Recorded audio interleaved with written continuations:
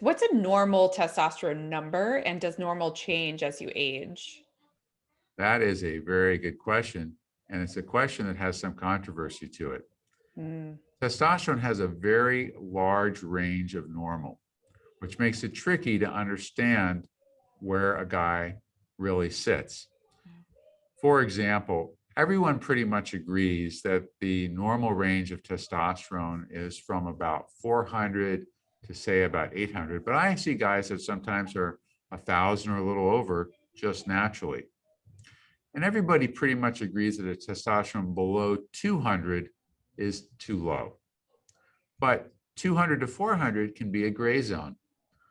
Lots of doctors will agree that 300 and above is normal also.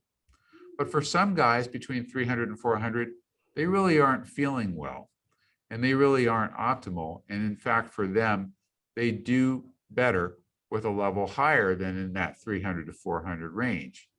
So part of it has to do with the symptoms, part of it has to do with the number, and then throw in sex hormone binding globulin into the mix. As I mentioned, this is a protein that can bind up the testosterone in the blood, preventing it from doing its work. So you might have one guy with a testosterone of 400, which is a normal total number, but his sex hormone binding globulin may be very high, and that's making the effective testosterone in the system below normal, and he actually benefits from going on testosterone replacement, even though by the numbers, he didn't appear to need it unless you looked a little bit more closely at the sex hormone binding globulin.